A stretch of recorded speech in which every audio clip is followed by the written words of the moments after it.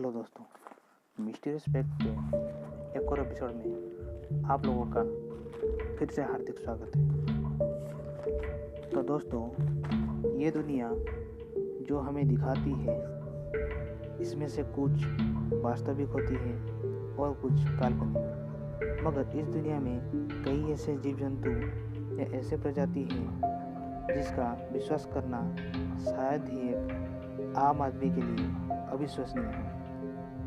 मगर यकीन मानिए, ऐसे क्रिएचर इस दुनिया में एग्जिस्ट करते हैं और ऐसी ही प्रजाति का नाम है वैम्पायर्स। ये ना तो पूर्ण रूप से इंसान होते हैं और ना ही जानवर, और ये लोग पूर्ण रूप से जीवित होते हैं और ना ही मरे हुए।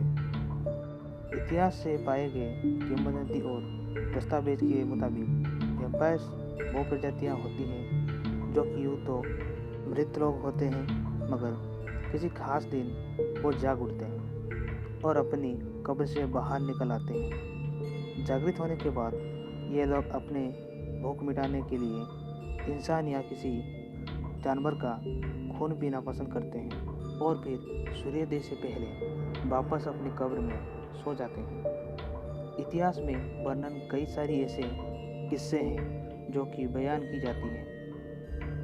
अगर विज्ञान की माने तो वैम्पायर्स की कोई अस्तित्व नहीं है, क्योंकि विज्ञान के अनुसार किसी भी मृत आदमी का फिर से जिंदा होना मुमकिन नहीं है।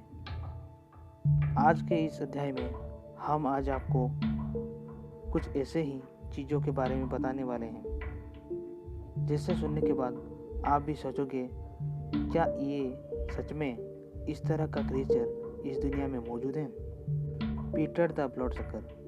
सन 1700 के समय में वैम्पायर से जुड़ी किस्से और कहानियाँ उस वक्त में काफ़ी प्रचलित हुआ करती थी।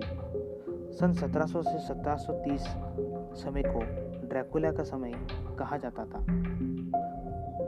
उन समय इंग्लैंड और यूरोप जैसे शहर में वैम्पायर्स की नाम लेने से भी लोगों के दिमाग में खौफ था। सन 1725 में लोगोसर्बिया नाम के जगह पर एक किसान था जिसका नाम था पीटर। उसकी एक दिन मौत हो गई, मगर पीटर की मौत के कुछ दिन बाद कुछ ऐसी चीज़ घटित हुई जिसे देख लोगों के रोंगटे खड़े हो गए। अपने मौत के 3 दिन बाद पीटर अपने 10 साल के बेटे के पास आया और उससे खाना मांगने लगा। उसके बेटे ने पीटर को खाना दे दिया और पीटर वहाँ से चला गया। मगर अगले ही दिन पीटर फिर से अपने बेटे के पास आया और खाना मांगने लगा, मगर इस बार उसके बेटे ने खाना देने को इनकार कर दिया था। अगली सुबह उसका बेटा मृत पाया गया। उसके मृत शरीर को देख साफ पता चल रहा था उस बच्चे के शरीर में खून की एक मात्रा भी नहीं है, क्योंकि उस बच्चे का शरीर पूरी तरह सफ़ेद पड़ चुका था और उसकी आंखें खुली हुई थी, जिसे देख लग रहा था मानो मरते वक्त उसके साथ कुछ खौफनाक चीज़ घटित हुआ हो।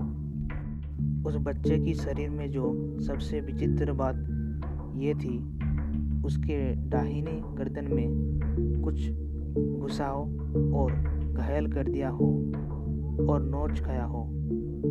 इस मौत के बाद लगातार 9 दिन तक ऐसा सिलसिला चलता रहा और उस गांव के लोगों के बीच खौफ इतना बढ़ा हुआ था कि गांव वालों ने वैम्पायर हंटर की सहायता लेने की ठान ली। जब हंटर्स ने उन सभी 10 डेड बॉडीज को जांच पड़ताल किया तो पता चला कि उन सभी मौतों के पीछे पिशाच यानी वैम्पायर्स का हाथ है।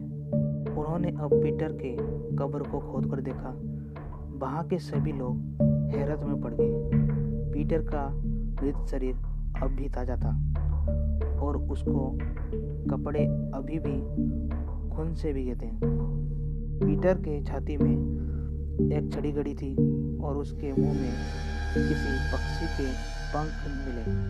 पीटर के शरीर को कब्र से निकालकर आग के हवाले कर दिया गया और उसके राख को पास ही के एक चर्च के सामने दफना दिया गया ताकि उसका पिशाच दोबारा ना आए।